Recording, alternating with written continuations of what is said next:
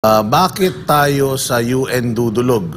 Wala ba kayong tiwala sa ano natin, sa ating mga korte dito sa Pilipinas? Although, meron naman ng sinampang kaso ang Kingdom of Jesus Christ sa kay Abalos, kay Marbil at yung iba pang mga opisyal, bakit nyo po naisip na sa UN? Sapagkat ang UN po ay magbibigay ng international pressure and more of political isolation laban kay Marcos. Ang mga iba pang mga pamahalaan at iba pang mga organisasyon sa buong daigdig ay magkakaroon ngayon ng kaliwanagan kung gaano ka nabubulok ang demokrasya sa Pilipinas sa panunumbalik ng isang Marcos sa poder. Kaya ang UN venue will serve as an international platform to put political pressure on the Marcos government na maghinay-hinay at baguhin ang kanyang mga abusadong gawi at mga ginagawa sa mamamayang Pilipino. At pangalawa, at siya ay bigyan ng leksyon o aral na hindi pwede na ang kapangyarihan ay walang hangganan. Kung kaya niya ayaw si Sara Duterte sa pagiging DepEd Secretary kasi balakid si Inday Sara sa kanila. So dapat ito sila ay makulong na kaagad, kasama ito si Raul Manuel. At doon sila dapat nababagay sa kulungan. Sapagkat hindi sila nababagay sa loob ng gobyerno na kung saan kinukuha nila ang pondo ng gobyerno, pero winawasak nilang gobyerno para punduhan ang terorismo ng CPP, NPA, NDF.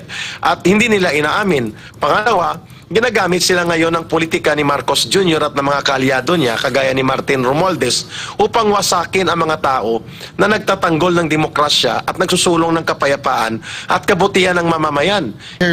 Messenger lang tayo dito at yun na nga ang masama eh. Tayo na nga lang mga taga-SMNI at saka yung mga vloggers na nga lang ang nagsasalita, binubusalan pa nila. Pag nagsalita at nagtanong, kinakasuhan pa ho nila. Kaya alam mo, dahil sa ginagawa nilang yan, lalong nag-iinit ang ulo ng mga Pilipino.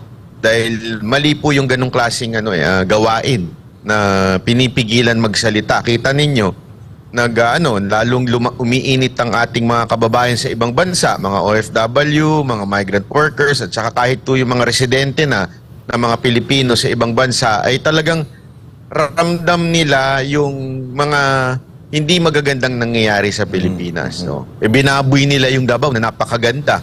Ganun ang ginawa nila. Dito sa New York, sa United States, United Nations International Office. Magandang gabi sa ating mga kababayan, sa mga taga-suporta ng Banateros. Ka Eric, naku, nakapunta ka na dyan, hindi mo man lang sinasabi sa amin Di sana nakasama kami. Pero ka Eric, kidding aside, ano bang inyong ginawa dyan? Bago natin pag-usapan yung iyong expectation sa SONA at iyong mga natatandaan sa SONA, bakit ba nagpunta ang ka Eric sa New York? Opo.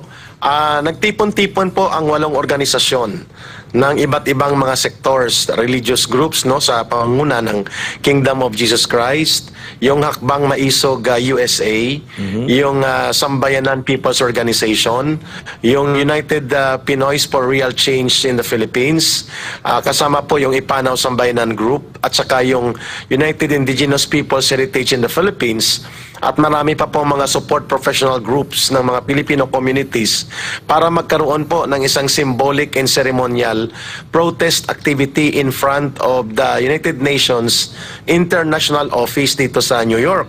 Ang layunin po noon ay idulog symbolically muna ang reklamo tungkol sa mga malulubha at sistematikong paglabag sa karapatang pantao na ginagawa ng Marcos Jr. government at na kanya mga tauhan sa gobyerno. Kasama po dyan ang pagbubuo ng reklamo sa mga paglabag din sa International Humanitarian Law at sa International Covenant for Civil and Political Rights. At ito po sa kadahilanan ng kanilang mga malubhang pag-atake, pananakit at pagsalaula at bastardize sa mga faith sanctuary and religious compound ng Kingdom of Jesus Christ, pananakit sa mga katutubong mga pamayanan at mga tribo sa paligid ng mga religious compound na ito, at ang trauma na idinulot nito sa maraming kabataan, kababaihan at mga unarmed civilians na nilusob ng Philippine National Police Special Action Force sa utos mismo ni Marcos Jr. at ni Benhur Abalos ang mga religious compound. Ito po ang mga naging bahagi ng pagtitipon dito sa New York at marami po ang mga nag-abang kahapon sapagkat ito ay isang pambihirang pagkakataon, pinakauna na idinulog po sa symbolically sa UN ang ganitong mga malulubang paglabag ng gobyerno ni Marcos Jr. In the day that he is about to make a State of the Nation address, sinalubong po siya ng reklamo sa United Nations dito sa New York International Office. Coach Oli, meron kang gustong itanong kay Ka Eric? Nako, nung huling may nagtanong to si Ka Eric, siya ang kauna-unahang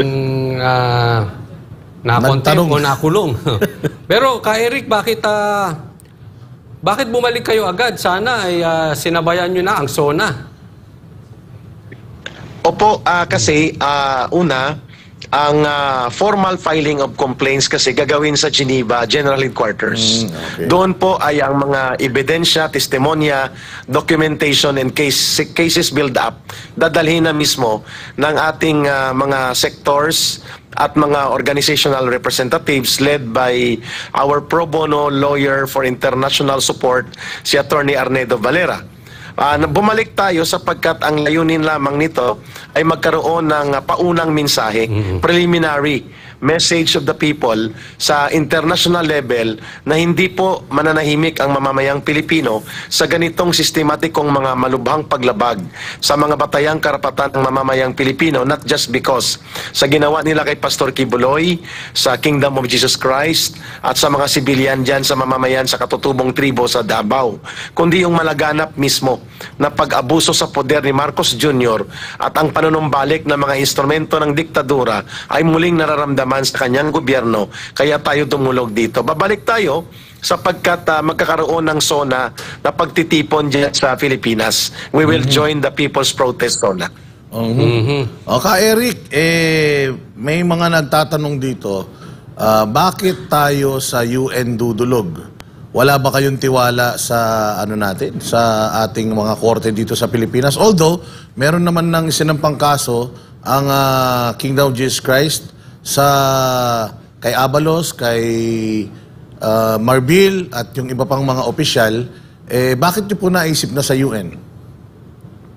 Sapagkat ang UN po ay magbibigay ng international pressure and more of political isolation laban kay Marcos.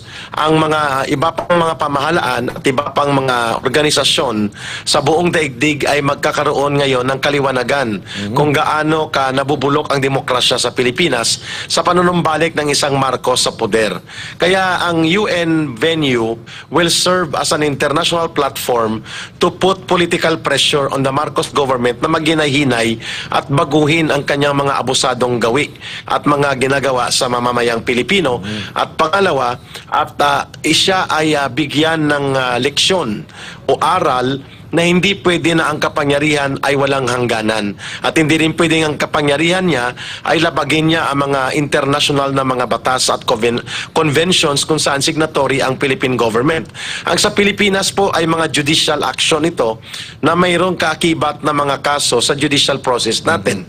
Ang UN po ay magsisilbing international political pressure and accountability at the international community ng Marcos government. So parallel po sila pero mas mabigat po ang impact sa pangdaigdigang mga pagsasama at mga interaksyon sa relasyon ng mga bansa kung ikaw po yung maharap sa mga ganitong mga reklamo sa crimes against humanity or mga krimen sa pangdaigdigang batas sa makataong pag-iral ng gobyerno sa kanyang mga nasasakupan. Ka Eric, sasabihin ng mga natin yan, ng mga kalaban natin na kayo ayaw nyo ng ICC. Tapos kayo, dumudulog din kayo sa international. Yan ang nila. Yan magandang tanong yan. Magandang observation yan, Brother Boss Dada. Magkaiba po ang kaso ni Pangulong Duterte. Ang kay Pangulong Duterte po, ang kanyang ipinatupad ay batas laban sa mga kriminal, sindikato at mga drogista na sumisira sa lipunan at kabataan at mamamayan. Si Marcos po, ang kanyang ginawa ay iniikutan ng batas, ginagamit ang batas para habulin ang mga kanyang political enemies, ang kanyang mga kritiko, at kanyang nilalabag ang karapatan ng sibilyan na mamamayan na hindi naman mga kriminal. Lalo na po ang mga religious freedom ng mga Kingdom of Jesus Christ, ang kanyang paglabag sa SMNI na franchise, sa kalayaan sa pamamahayag. Ito po ay magkaiba sa mga nangyari sa kay Pangulong Duterte. Hindi po tugma, kaya dapat lang nawala ang ICC sapagkat bogus yung ICC. Hindi naman po naging sagabal sa lipunan at sa mamamayan ang pagpapatupad sa batas ni Pangulong Duterte sapagkat ang pinirwisyo niya at ang kanyang hinambalos at hinagupit ng batas ay mga kriminal at tagapagwasak ng lipunan. Mga terorista at mga kriminal ang tinamaan. Kay Bongbong Marcos Jr., mga kabataan, katutubo, sibilyan at mga reliyosong mga tao at organisasyon ang kanyang sinasalanta dahil lamang sa kanyang pagkagahaman sa poder at pagiging power tripper ng kanyang mga tauhan. Banat Bay, baka meron kang gustong itanong kay Eric? Napakagandang mga sagot. Hindi ko masyado naririnig yung boses ni Eric pero ang actually talagang na ano ko diyan kung na-hold ba siya sa immigration ng Amerika, alam mo naman, 'di ba? Si Eric lumalaban din 'yan sa mga issue sa geopolitics Hindi ka naman na-hold Eric sa Amerika. Hindi ka na-hold sa immigration, Eric? Pasensya Banat Bay, medyo manipis yung boses pagpasok dito, pero narinig naman ni Boss Dada at nila Coach Oli. Sa immigration po, tinanong talaga kung anong purpose, bakit pupunta sa UN, at bakit kailangan magkaroon ng travel sa mga grupo ng Filipino communities. Pero hindi naman pinadaan doon sa parang isolation room. Okay. Wala naman po. Kasi balita natin, may mga dati tayong mga delegado dyan na dinala pa sa isolation room, no? Pero good thing, ikaw hindi mo naranasan yan. Eric, medyo marami pa kaming itatanong sa'yo. Okay lang? May time ka pa, sir? Okay pa naman po at talagang pinadelay ko muna yung pagpunta sa airport para mahabol pang interview sa Monateros. Minsan lang po tayo magkasama sa programa ninyo. Oo nga Eric, yung mga kaibigan mo, yung mga ex mo. Oy. Di ba nahatulan sila, gusto lang namin marinig kung ano ang iyong na opinion tungkol doon. Nararapat lang po mangyari yon. In fact, the case build up and the actual cases were filed during the time of former President Rodrigo Duterte. Yun ang tama. Ang mga pananagutan sa lipunan at mga pagwasak sa karapatan at kabutihan ng ating mga mamamayan kagaya ng mga dati kong kasama sa CPP, NPA, NDF kagaya ni Franz Castro at nila sa Toro Campo at mga kagaya nila na nasa urban operations ay dapat managot sa batas. Tama lang po yun. Pangalawa, challenge po ito kay Speaker Martin Romualdez at sa pamunuan ng House of Representatives. Kung si Congressman Arnie Teves na hindi pa convicted, kinakasuhan pa lang, wala pang trial, kagaya ni Pastor Kibuloy, ay sinipa na nila sa Kongreso, expelled by the Committee on Ethics, unanimous pa halos or isa-dalawa lang yatang hindi bumoto. Ngayon, ito convicted criminal, si Franz Castro. Ito isa sa mga umaatake sa gobyerno at nagkukunwaring bahagi ng gobyerno pero anay na sumisira sa gobyerno. Sa Toro Campo, ang dami na rin inutang na dugo yan sa mamamayan. Mas nauna pa yan sa akin nung ako po'y bata pa, sa Toro Campo na yan.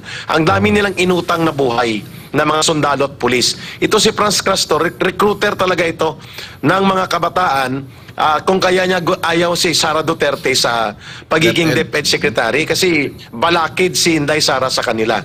So dapat ito sila ay makulong na kaagad kasama ito si Raul Manuel at doon sila dapat nababagay sa kulungan sapagkat hindi sila nababagay sa loob ng gobyerno na kung saan kinukuha nila ang pondo ng gobyerno pero winawasak nila ang gobyerno para punduhan ang terorismo ng CPP, NPA, NDF at hindi nila inaamin. Pangalawa, ginagamit sila ngayon ng politika ni Marcos Jr. at ng mga kaalyado niya, kagaya ni Martin Romualdez, upang wasakin ang mga tao na nagtatanggol ng demokrasya at nagsusulong ng kapayapaan at kabutihan ng mamamayan. Ito ang numero 1 nagtataguyod na sirain, atakihin at tudutudong magpropaganda laban kay former President Duterte, laban kay Pastor Kibuloy, laban sa SMNI, at laban kay Vice President Duterte, kay Sara Duterte. Nararapat lang itong hukuman natin ay habulin sila at hambalusin ng batas. They deserve this. Kulang pa nga ito sa mga nagawa nilang pagwasak sa ating bayan for the last 50 years. Ka Eric, alam ko kayo po yung unang nasampulan, no? Na na-contempt po kayo at alam kong dati na kayo nakikipaglaban pero ngayon galing lang po kayo sa Hong Kong, tapos nasa Davao, tapos nasa New York. Hindi po ba kayo ang isang Ka Eric na tatakot? Kasi marami akong gustong itanong sa inyo, baka hindi pwede dito yun No? Pero ayan. Yung pakikipaglaban nyo, hindi ba kayo nakakaramdam ng kahit na anong takot o pananakot? O... Si Ka Eric pa ba? Hindi, kasi ngayon, talagang Iba na, no? Oo, iba na. Kasi kaliwat kanan na ang kalaban niya. Dati... Handa ba ang Ka Eric? Yun ang tanong. Tama po yung inyong observation. Hindi po tao ang hindi nakakaramdam ng takot. Bilang tao po tayo parehas inyo na nagsasalita ng katotohanan, naninindigan para sa mabuting pamamahala at lumalaban sa mga garapal at abusado sa poder at pundo ng bayan, nagkakaroon tayo ng mga kalaban, enemies that we do not want to create but created by our own conviction, binunga ng ating paninindigan. Nakakatakot po ito sapagkat kapareho po ng kanyang tatay, naggumagamit ito ng mga instrumento ng Estado para labagin ang mga karapatan ng mamamayan. Wala silang sinisino at ang kanilang inahabol yung mga tumutulong sa gobyerno at naninindigan para sa mabuting pamamahala kagaya natin. So nakakatakot yon sapagkat may mga pamilya tayo, mayroon tayong mga anak, asawa, at mga may namahal sa buhay na pwedeng masalanta ng ganitong pagkabaliw sa kapangyarihan ngayon na nakikita natin sa mga poder na ginagamit ni Marcos Jr. Halimbawa, si Brother Banatbay, kayo, si Brother Banatbay ay binigyan ng sampol na sa mga kaso nitong abusadong mga kongresista kagaya ni Saldico at iba pa, no, si Sunny Trillanes. Itong mga lahat na ito nagsama-sama ito para ang kanilang poder ay gamitin hindi para sa ikabubuti ng mamamayan. So nakakatakot yun kung ang Estado mismo ay siyang na dati kong tinutulungan namin at ngayon tinutulungan pa rin natin upang maging mabuti ang pamamahala ay kaaway ang pagtrato sa atin. There is the real threat to that. Ang masama pa, dahil wala nang maninindigan para depensahan kami. Kagaya ng ginawa ni Pangulong Duterte, laban sa mga kalaban namin, gusto kaming patayin ang CPP, NPA, NDF. So do I feel more vulnerable right now? And do I feel the pressing danger against my safety and security and my family? Opo. Totoo po yan. Pero kung tayo po ay gagapusin ng takot, hindi na po tayo makakagalaw at makakapanindigan ng tama at kawawa po ang ating mga mamamayan na walang magsisiwalat ng katotohanan. We are the messengers of truth and the advocates of good governance. So dapat pangibabawan ang takot. Yun po ang ginagawa ko. Mag-ingat, pangibabawan ang takot, manalangin, at magmatyag palagi, pero huwag magpagapo sa pagiging takot sa mga abusado sa poder at kapangyarihan. Ka Eric, kahagaling mo lang dyan sa Davao, di ba? At may nababalitang grabe, may mga dagdag na checkpoint daw dyan. Kamusta naman dyan? Mapayapa pa ba ang Davao? Hindi ba nakakatakot na sa Davao ngayon? Ang nakakatakot po sa Davao ay dahil ginagamit ito na laboratorio para isampol kung paano mag-abuso sa poder. Ang paglusob sa mga religious compound, ang paggamit ng combat forces ng Philippine National Police, sobra-sobrang puwersang pang-combat, ang pananakot sa mga sibilyan at mga reliyosong mga tao, ang hindi pagrespeto sa mayor sa Davao, sa mga public officials elected, ang mga paggamit sa pulis para ipakita ang mensahe ng political persecution, yun ang nakakatakot sa Davao. But Davao City itself, ang gobyerno doon at ang mga taong bayan ay masunurin po sa batas at hindi nakakatakot ang kultura nila at ang kanilang mga karanasan. Subalit, sa ilalim ni Marcos Jr., biglang nagkaroon ng mga checkpoints at mga presensya ng mga foreign troops sa paligid ng Davao at Mindanao na hindi natin ini-expect na gagawin ito ni Marcos Jr. sapagkat wala namang dahilan na ipitin at gawing police state ang Davao City. Pero alam natin ang mensahe nila na gusto nilang ipakita ang kanilang poder. Brazen and extravagant display of power against sa kanilang pinakamalakas na political threat sa kanilang poder, ang mga Duterte na mahal ng mga Pilipino. Yan po ang nararamdaman natin sa Davao. Pero, ang Metro Manila, nakikita natin nung panahon ni Duterte na wala ang mga adiktos, durugista, sindikato, kriminal, hold-upper. Ngayon, ikalima sa buong daigdig na pinakadelikadong syudad ang Metro Manila. And yet, hindi mo nakikita kung gaano nila hinihigpitan at sinasakal ang Davao City ngayon. Ba't hindi niya gawin ito sa Metro Manila? Lalutasin ang ganitong paglugmok ng pangseguridad na antas sa pinakasentrong lungsod ng bansa. Katawa-tawa itong klase ng prioridad ng gobyerno ni Marcos in terms of peace and order and security. Kaya Eric, yung iyong mga kaibigan ay nagbuo ng 12 mga kandidato para senador sa 2025. Sigurado ako may intel kayo dyan kilala niyo sigurado ako kung sino-sino yung mga yan. Anong masasabi mo doon? Anong gagawin nila sa Senado kung mananalo mga yan? Actually, ang kanilang layunin dyan ay number one, magpropaganda. Gagamitin sila ng isang paksyon ni Marcos, lalo na sa grupo nila Martin Romualdez, upang maging attack dogs against the political opposition na mabubuo sa hanay ng mga Duterte political groups. Yun ang purpose kung bakit nandyan sila. Kagaya ni Trillanes at ni Ontiveros, pareho ang kanilang balahibo, pareho ang kanilang tinutugis. Yung mga mabubuting mga leader ng bansa ay wawasakin nila. Kaya nandyan ang CPP, NPA, NDF, open senatorial slate. Pangalawa, ito po ay para sa pondo. Alam nila na isusuka sila at sisipain sila ng mamamayan sa eleksyon. Tiyak na mangyayari yun. Pero bakit sila tatakbo? Tatakbo sila hindi para manalo, kundi para kumubra ng pondo at makakuha ng oportunidad na may palaganap ang kanilang propaganda at ang kanilang agenda na makapag-recruit at makapag-recover. Not because they are sure of winning. No, not because of that. But they are given the opportunity na maging relevant sa political stage kung may electoral campaign na nandyan sila at tumatakbo sila para mag-recruit at makakuha ng pondo. At ang pangatlo ay para sila magkaroon ng remaining survival and relevance in the urban operations. They need that kind of electoral machination upang sila ay magiging bahagi pa rin ng daloy ng pagkilos ng tao. Every time na may election, maraming mga komunidad at mga sektor ang maaabot nila. Therefore, the recruitment can become an opportunity for them during elections. But tiyak na sila sisipain ng taong bayan. Sigurado yan. Lulugbukin sila at kasama tayo sa magliligwak at maglulugmok sa kanilang masamang hangarin sa eleksyon sa 2025. Final na tanong na sa akin kay Eric bago ka namin hingan ng closing remarks at iyong masasabi sa taong bayan. Kay Eric, may nangyaring assassination plot kay dating President Trump dyan sa Amerika. Kamusta naman po dyan sa Amerika at kamusta naman po ang ating mga Filipino communities dyan?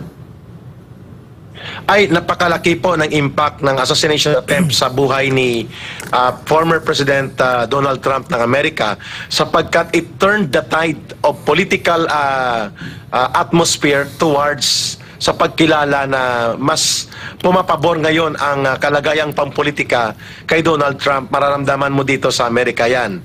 At ang ating mga kababayang Pilipino ay nakikita nila na mas matino ang patutunguhan ng gobyerno ni Trump sapagkat pipigilan nito ang pagdaloy ng or hemorrhage of government funds ng Amerika mula sa ginagawa ni Biden at ng Democrat na punduhan ang mga gera na walang katuturan kagaya sa Ukraine at dito sa Asia Pacifico na ginagamit ni Biden ang ganyang taktika. With the Trump administration to come and become victorious in November elections, ay napakalaki pong paborable na faktor yon para maunang lutasin ang problema sa loob ng Amerika at mapatigil po ang paglaganap ng patakaran ng Amerika na gera ang kanyang relasyon sa mga bansang hindi niya kasundo at makontrol sa ekonomiya niya. Kaya malaking faktor po yung nangyaring insidente sa Pennsylvania sapagkat mas nakita ng mga American voters dito kung gaano kaimportante ang decisive leadership sa loob ng gobyerno ng Amerika para hindi sila malugmok sa isang gobyernong ang patutunguhan ay pagwawaldas ng pondo patungo sa digmaan at habang napapabayaan ang pangloob na usapin ng American society. Ka Eric, siguro final na mensahe na lang sa mga mamamayan na umaasa na makabalik na tayo sa dating Pilipinas. Hindi sa bagong Pilipinas sa dating Pilipinas. Oo, sa dati at tamang Pilipinas na pilit winawasak sa ngayon ng gobyerno ni Marcos Jr. Ang mensahe po natin ay hindi po kami mga destabilizers. We are messengers of truth. We are proposing and advocating for good governance. At tungkulin po namin yan bilang mga mamamayan, bilang mga mamamahayag. At yan po naman ay dapat pakinggan ng gobyerno.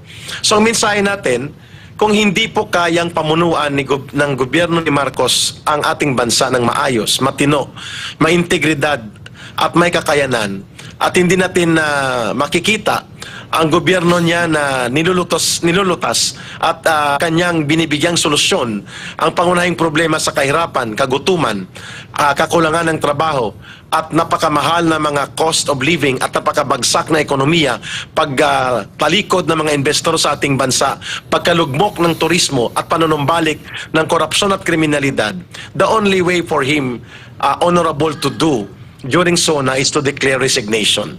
Resignation from his incompetence and morally bankrupt government para wag magdaus-dus ng todo-todo at maging bangkarote ang bansa is a sacrifice that is worth for our country at upang makapasok po ang mas panibagong liderato na naaayon sa batas. And wala tayong choice.